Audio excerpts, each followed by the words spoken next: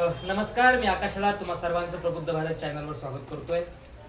जगभरामध्ये सध्या तणावाचं वातावरण आहे. इस्रायल आणि इराणमधील वाढता संघर्ष, त्याचबरोबर रशिया युक्रेनचा संघर्ष आणि या संघर्षामध्ये सध्या जागतिक महासत्ता आपण ज्याला म्हणतो ती अमेरिका सहभागी आणि सक्रिय होताना दिसते आणि यामुळे जगाच्या एकूणच संपूर्ण परिस्थितीवर त्याचा काय परिणाम होणार आहे, जागतिक अर्थव्यवस्थेवर, बाजारपेठांवर त्याचा काय परिणाम होणार आहेत आणि जगाला तिसरा महायुद्धाची चाहूल लागतेय का किंवा तिसऱ्या महायुद्धाला सुरुवात होतेय का, या सविस्तर घडामोडींवर आपण चर्चा करण्यासाठी आमंत्रित केलंय प्रबुद्ध भारतचे वृत्त संपादक जितरत्न पटायत सरांना. सर, आपलं प्रबुद्ध भारत मध्ये खूप खूप स्वागत. सर, माझा पहिला प्रश्न असा आहे की इराण आणि इस्रायल मध्ये जो वाढता संघर्ष जो आहे याची नेमकी पार्श्वभूमी काय आहे, त्याचा नक्की मुद्दा काय आहे? खरं म्हणजे आपल्याला कल्पना असेल, गेल्या वर्षी इस्रायलने इराणवर फार मोठ्या प्रमाणात हल्ले केले होते आणि त्याला प्रत्युत्तर म्हणून इराणने सुद्धा मोठ्या प्रमाणात मिसाईल इस्रायल या देशावर टाकल्या होत्या. खरं म्हणजे आपल्याला माहिती असेल, गेल्या वर्षी इस्रायलने इराणवर फार मोठ्या प्रमाणात हल्ला केला होता. अनेक हमासचे नेते जे इराणमध्ये लपून बसलेले होते त्यांना लक्ष्य करण्यासाठी त्यांनी तो हल्ला केला होता आणि त्याला प्रत्युत्तर म्हणून इराणने सुद्धा इस्रायलवर मोठ्या प्रमाणात ड्रोनने हल्ले केले होते, मिसाईल हल्ले केले होते, ज्याच्यामध्ये इस्रायलचे फार मोठ्या प्रमाणात नुकसान झालं होतं. खरं म्हणजे ह्या युद्धाची पार्श्वभूमी अशी आहे की मुळात पॅलेस्टीन जी जागा आहे, पॅलेस्टीन जो देश आहे, गाझापट्टी त्याचा जो भाग आहे, त्यावर कब्जा करण्यासाठी इस्रायलची निर्मिती 1948 साली झाली. तेव्हापासून त्या आजतागायत अनेक वर्ष हा संघर्ष सुरू आहे. जगभरातील यहुदी किंवा ज्यांना आपण झायोनिस्ट लोक जी म्हणतो ती इस्रायलमध्ये वसलीत आणि तिथून इस्रायल हा देश निर्माण झाला. त्याच्यासोबत असणारा जो पॅलेस्टीन होता, पॅलेस्टीनवर हक्क सांगण्यासाठीचा आणि तिथे झायोनिस्टचा जो उदय तिथे झालेला आहे त्या जागेवर कब्जा करण्यासाठीचा हा सगळा संघर्ष आहे आणि त्या संघर्षामध्ये हजारो लाखो निरपराध लोक आजतागायत मृत्युमुखी पडलेले आहेत. आणि याच्यासाठी पॅलेस्टीनमध्ये जो काही हमास नावाची संघटना जी थेट इस्रायलची प्रॉक्सी वॉर करते त्याला पाठबळ हे इराणचं आहे आणि म्हणून इराणची क्षमता कमी करण्यासाठी इराणने मध्यंतरी अणुबॉम्ब तयार करण्याची प्रोसेस सुरू केली होती. मिडल ईस्ट राष्ट्रांमध्ये जर एखादा अण्वस्त्रधारी देश निर्माण झाला तर तो इस्रायलसाठी मोठा धोका आहे. इस्रायलचं अस्तित्व या जगावरनं नष्ट होऊ शकतो. या भीतीपोटी इस्रायल थेटपणे इराणवर हल्ले करत आहे. ही त्या मागची पार्श्वभूमी आहे आणि त्या पार्श्वभूमीच्या विषयाला अनुसरूनच आता सुद्धा इस्रायलने अमेरिकेसोबत मिळून इराणचा अण्वस्त्र कार्यक्रम आम्ही नष्ट करतोय, त्यांच्याकडे घातक शस्त्र आहेत असा बागुलबुवा जगभरामध्ये उभा केला आणि ते नष्ट करण्यासाठी त्यांनी थेट इराणवर हल्ले केले. नुसते इराणवर हल्ले केले नाही तर इराणचे जे सर्वोच्च धर्मगुरू होते खोमेनी यांचा सुद्धा त्यांनी या हल्ल्यामध्ये बळी घेतलेला आहे आणि हे युद्ध त्यामुळेच मोठ्या प्रमाणात वाढताना आपल्याला दिसतंय. तर आता एकीकडं इराण आणि इस्रायलचं युद्ध आहे, पण दुसरीकडं रशिया आणि युक्रेनचं देखील युद्ध आहे. तर रशिया आणि युक्रेनचं युद्ध सुरू असताना मिडल ईस्ट जो आहे, तर ह्या मिडल ईस्ट मध्ये जो तणाव वाढतोय तो धोकादायक वाटतोय. अर्थातच धोकादायक आहे, कारण आता या युद्धामध्ये सरळ पद्धतीने अमेरिका इस्रायलच्या बाजूने उतरलेली आहे. अनेक अरब राष्ट्र सुद्धा जे आहेत ते अमेरिकेला पूर्णपणे सरेंडर केलेले आहेत. एकटा इराण लढतोय. इराणच्या बाजूला आता आपण पाहतोय की कशा पद्धतीने छुप्या पद्धतीने चीन आणि रशिया त्यांना पाठबळ देते. एकीकडे रशिया युक्रेन सोबत त्यांचं युद्ध सुरू आहे आणि खरं म्हणजे याच्यामध्ये अमेरिकेचा फार मोठा रोल आहे की दोन देशांमध्ये युद्ध पेटवून म्हणजे एकीकडे रशियाला युक्रेन युद्धामध्ये अडकवून ठेवायचं, दुसरीकडे मिडल ईस्ट मध्ये इराणवर थेट हल्ला करून इराणमध्ये जे युरेनियमच्या खाणी आहेत, इराणमध्ये ज्या पेट्रोलियमच्या खाणी आहेत त्या अमेरिकेला ताब्यात घ्यायच्या आहेत आणि ते घेण्यासाठी तिथली राजसत्ता उलथवून लावणं हे त्याच्यासाठी त्यांचं मुख्य टार्गेट आहे.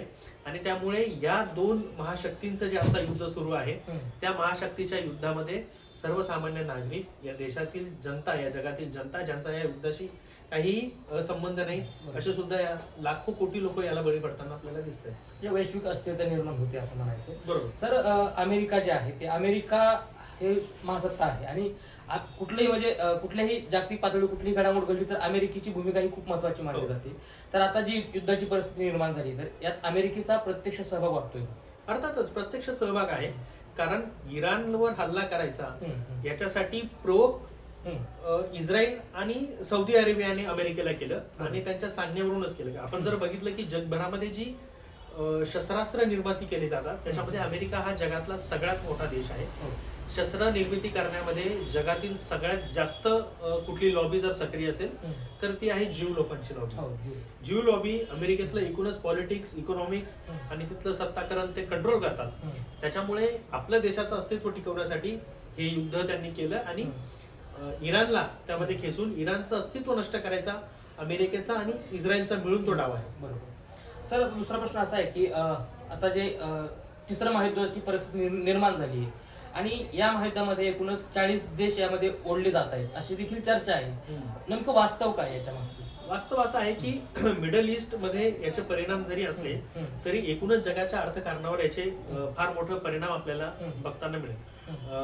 आज दुपारची बातमी आहे की इराणने त्यांच्या समुद्राच्या हद्दीतून जे होमोरची खाडी जाते ज्यातनं जगभरातील 20% तेल ज्याला आपण कच्चं क्रूड ऑइल म्हणतो त्याची निर्यात होते, ती खाडी इराणने पूर्णपणे बंद केली. आणि नुसतं बंद केली नाही तर त्यांनी थेट इशारा दिलाय की या खाडीतनं कुठलाही प्रवास होणार नाही, कुठलीही जहाज यातनं जाणार नाही. एक्सेप्ट त्यांनी चीनला ही सूट दिली की फक्त चीनचे जहाज इथून तेल वाहतूक, जल वाहतूक जे काय आहे ती होईल. त्याच्यामुळे याचा परिणाम जागतिक पातळीवर मोठ्या प्रमाणात होईल. कालच डोनाल्ड ट्रम्प यांनी सुद्धा स्टेटमेंट दिले की हे युद्ध आम्ही महिनाभर चालवणार आहोत. म्हणजे साधारण 1 महिना जर हे युद्ध चाललं तर जगभरामध्ये याचा खूप मोठा परिणाम आपल्याला होताना दिसेल आणि तो विशेष म्हणजे भारतावर सुद्धा होईल. आपण जर पाहिलं की आज केंद्र सरकारच्या वतीने सांगण्यात आले की भारताकडे 25 दिवस पुरेल एवढा तेल साठा उपलब्ध आहे. जर हे युद्ध वाढलं तर एकूणच भारताच्या अर्थव्यवस्थेवर आणि जगभरातील अर्थव्यवस्थेवर याचा मोठा परिणाम आपल्याला दिसेल. सर माझा प्रश्न असा आहे की तेल बाजारावर तुम्ही आता तेल बाजाराचा उल्लेख केला तर तेल बाजारावर नेमका कसा म्हणजे परिणाम थोडं स्पष्ट सांगा. तेल बाजारावर परिणाम म्हणजे काय की मिडल ईस्ट मधून जे खनिज तेल काढलं जातं ज्याला आपण क्रूड ऑइल म्हणतो ज्याच्यापासून पेट्रोल आणि डिझेलची निर्मिती होती किंवा एलपीजी गॅस सुद्धा मिडल ईस्ट मधून जगभरामध्ये मोठ्या प्रमाणात जातो. म्हणजे जगभरात युक्रेन रशिया नंतर मिडल ईस्ट मधून आपण एलपीजी गॅस आणि तेल मोठ्या प्रमाणात आयात करतो. खरं म्हणजे या जर ती आयात आपल्याला वेळेवर पूर्ण नाही झाली तर जे काही उद्योगधंदे आहेत, कारखाने आहेत, सर्वसामान्य लोकांसाठी दैनंदिन जीवनासाठी इंधनाची जी गरज आहे तर ती पूर्ण होऊ शकणार नाही. यामुळे देशाचं विकास जो आहे तो ठप्प होईल, इथले कारखाने बंद पडतील आणि त्याचा एकूणच परिणाम थेट देशाच्या अर्थव्यवस्थेवर होताना दिसला. आता सर आता हे युद्धाची परिस्थिती आहे आणि भारताची भूमिका आपण जर इतिहास पाहिला तर भारत हा अलिप्तवादी धोरण स्वीकारणारा देश आहे. प्राईम मिनिस्टर नेहरू असताना त्यांनी देखील अनेक करार केले इतर देशांसोबत की कुठल्याही गटात न जाता एक स्वतंत्र भूमिका घेऊन भारताने वाटचाल केलेली आहे. कारण भारताची परिस्थिती वेगळी होती. परंतु आताची जी परिस्थिती दिसते आता आपण राज्यभर पाहिलं की मोदींच्या विरोधात भारतातले विरोधी पक्ष देखील बोलायला तयार नाही. परंतु काल परवा वंचित बहुजन आघाडीचे राष्ट्रीय अध्यक्ष ॲडव्होकेट बाळासाहेब आंबेडकरांनी मोदींच्या विरोधात मोर्चा काढला. त्यात देखील त्यांनी आंतरराष्ट्रीय संबंधावर देखील अनेक गोष्टी त्यांनी चर्चा केली. परंतु जे आपण विरोधी पक्ष म्हणतो ते बोलत नाही. आणि एकूणच हा संदर्भ घेऊन मला हे विचारायचं की भारताने या परिस्थितीमध्ये कोणती भूमिका घ्यायला हवी? खरं म्हणजे या युद्धाच्या भूमिकेमध्ये युद्धाच्या सगळ्या परिस्थितीमध्ये भारताची भूमिका ही अत्यंत महत्वपूर्ण ठरली असती. परंतु देशाचं जे परराष्ट्र धोरण आहे भारताचं ते पूर्णपणे अमेरिकेला समर्पित झाल्याचं आपल्याला दिसते. आपली भूमिका जरी तटस्थपणाची असली तरी आताच्या या सिच्युएशन मध्ये आपण हे युद्ध थांबवू शकतो का, आपण यासाठी मध्यस्थी करू शकतो का, इतकी निर्णायक भूमिका भारताने निभावली असती तर ती संधी होती, ती संधी आपण घालवली. जर ती संधी घेतली असती तर एकीकडे चीनचा प्रभाव जो एशियामध्ये संपूर्ण आशिया खंडात वाढतोय त्याला आपण एक प्रकारे चाप लावला असता आणि मिडल ईस्ट मध्ये हस्तक्षेप करून आपण जे अरब राष्ट्र आहेत त्यांच्यावर सुद्धा आपण आपलं एक वर्चस्व निर्माण करण्याचा प्रयत्न केला असता. परंतु तुम्ही मगाशी काल ज्या आंदोलनाचा मुजरा मोदी आंदोलनाचा उल्लेख केला मगाशी त्यामधून एक गोष्ट स्पष्ट झाली की पंतप्रधान नरेंद्र मोदी ही पूर्णपणे अमेरिकेला सरेंडर झालेली. एप्स्टीन फाईल मध्ये नाव आल्यापासून मोदींचं परराष्ट्र धोरण अमेरिका सांगेल त्या पद्धतीने होताना आपल्याला दिसते. या युद्धामध्ये आपण काय गमावलंय तर या युद्धामुळे इराण हा जो कधी काळी भारताचा अत्यंत जवळचा मित्र होता, संयुक्त राष्ट्र संघामध्ये जेव्हा जेव्हा पाकिस्तान आणि काश्मीरचा प्रश्न निर्माण झाला, पीओकेचा प्रश्न निर्माण झाला तेव्हा तेव्हा इराण हा भारताच्या बाजूने उभा राहिला.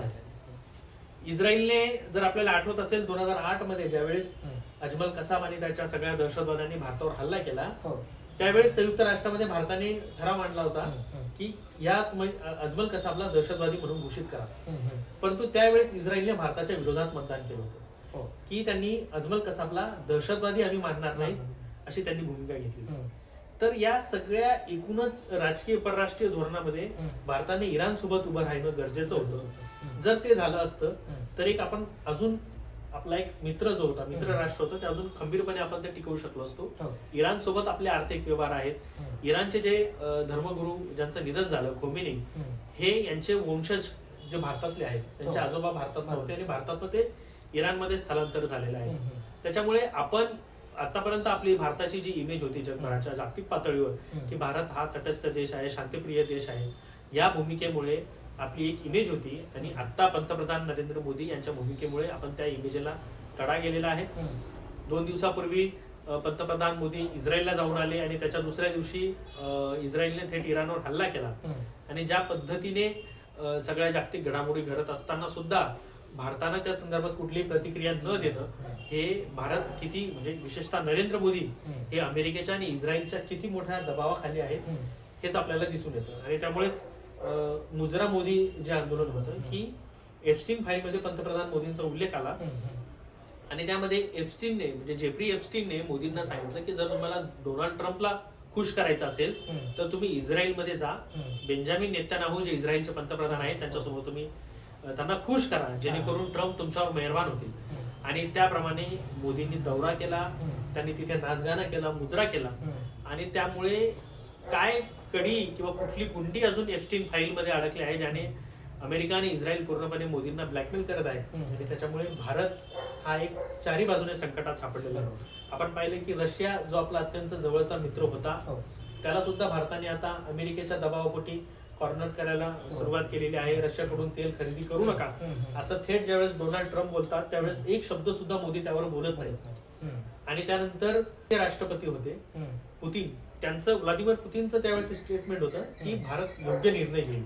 म्हणजे ते भारताकडे अपेक्षेने पाहत होते की भारत यावर ठाम भूमिका घेईल, डोनाल्ड ट्रम्पांना विरोध करेल. परंतु ते होताना दिसलं नाही. आणि मोदी नरेंद्र हे पूर्णपणे झाले त्याला सरेंडर, असंच आपल्याला यातनं म्हणतो. आता मला हे विचारायचं आहे की तुम्ही आता मुद्दा मांडला की परराष्ट्र धोरण जे मोदींचं आहे ते मोदींचं परराष्ट्र धोरण म्हणजे फॉरेन पॉलिसी ही पूर्णतः आता ट्रम्पच्या हातामध्ये गेलेली आहे. डोनाल्ड ट्रम्प यांच्या हातात जरी गेले असेल तर भारताची एक ओळख आहे की भारतीय संविधानाने, डॉक्टर बाबासाहेब आंबेडकरांनी जे संविधान आपल्याला दिलं त्या संविधानानुसार भारत हा एक सार्वभौम राष्ट्र आहे, धर्मनिरपेक्ष राष्ट्र आहे. पण याच्यामधला सार्वभौम हा जो घटक आहे किंवा सार्वभौम ही जी आपली ओळख आहे ती पुसली जाते का, काय सांगा? पुसली जाते.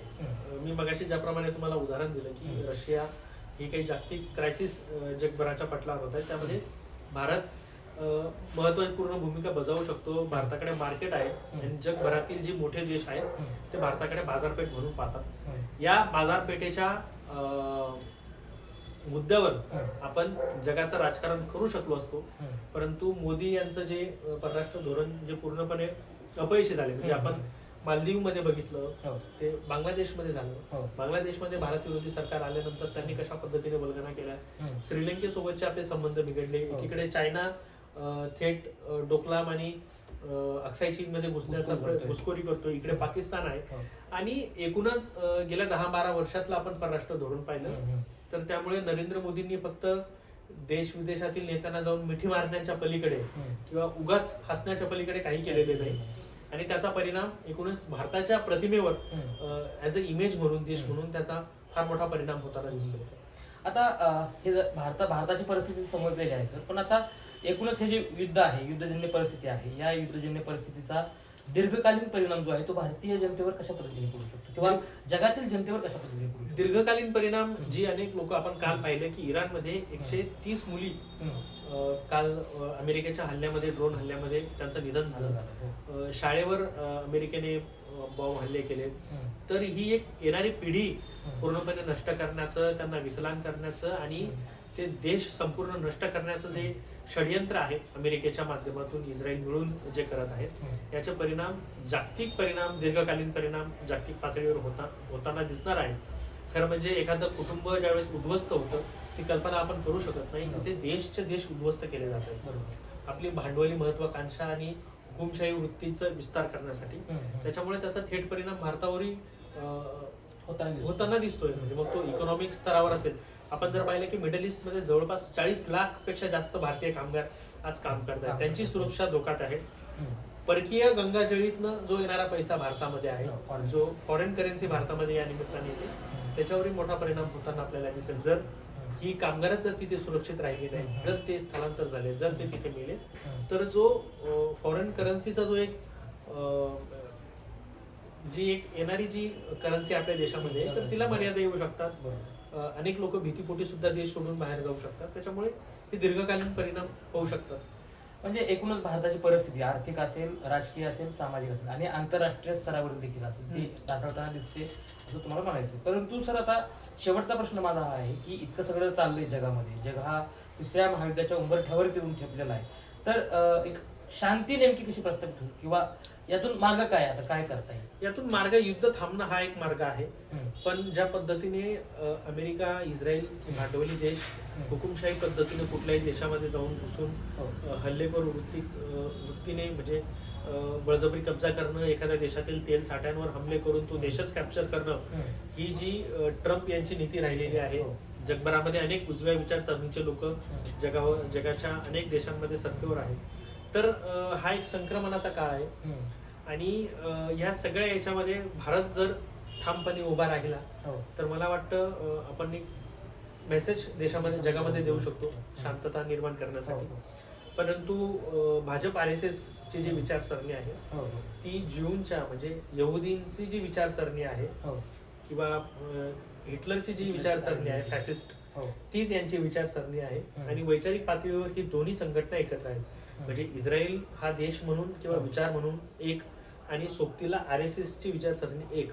त्याच्यामुळे जगभरामध्ये जिथे जिथे राईट विंगचे सत्ता आहे तिथे तिथे हा प्रश्न मोठ्या प्रमाणात होताना आपल्याला दिसेल. तर तुम्ही आता विचारधारेचा विषय बोलता, फॅसिस्ट जे आहे किंवा हिटलरशाही अशा अशा टाईप हुकुमशहा जे आहेत, त्या हुकुमशहांनी जगाला झेरीस आणले असे म्हणलं तरी वावगं ठरणार नाही. आता मोदी असतील, मोदी प्राईम मिनिस्टर म्हणून अनेक देशांचे दौरे करतात आणि सांगतात की भारत हा युद्धाचा नाही तर बुद्धाचा देश आहे. परंतु असं ही जी वाणी आहे आणि करण्यात दुहेरी भूमिका दिसते का, किंवा कुठंतरी बुद्धाचं तुम्ही ओळख सांगताय पण बुद्धाच्या विचारसरणीपासून भूमिका घ्यायला तुम्ही कुठेतरी घाबरताय का, काय म्हणजे मोदी घाबरतायत का? अर्थातच घाबरतायत. कारण मुळात त्यांची मातृ संघटना जी आहे राष्ट्रीय स्वयंसेवक संघ, यांचा विचार आणि बुद्धांचा विचार ही दोन भिन्न टोक आहेत. RSS ची विचारसरणी ही वैदिक परंपरा मानणारी आहे आणि बुद्धाची विचारसरणी अवैदिक परंपरा मानणारी आहे. त्याच्यामुळे हा कॉन्फ्लिक्ट गेल्या 5000 वर्षापासूनचा सुरू आहे संघर्ष. आणि RSS ला फक्त आम्ही बुद्धाच्या भूमीतनं आहोत, यातनं जगभरामध्ये शांती आम्ही कशा पद्धतीने बुद्धाच्या देशातनं आहोत आणि त्यातनं एक इमेज उभी करायची.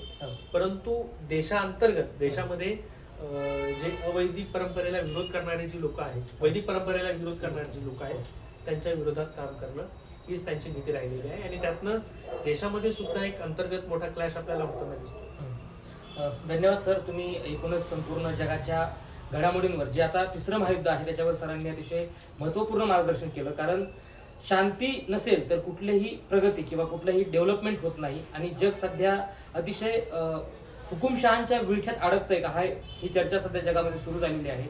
आणि याचे परिणाम जगाच्या एकूणच संपूर्ण अर्थव्यवस्थेवर, समाज व्यवस्थेवर आणि नागरी जीवनावर होणार आहेत. या ठिकाणी यावर चर्चा अतिशय महत्त्वपूर्ण झाली आणि या चर्चा खरंच सर्वांसाठी विचार करणारी असेल असं मानूयात. आणि अशाच महत्त्वपूर्ण घडामोडी किंवा चर्चा ऐकण्यासाठी पाहत राहा प्रबुद्ध भारत.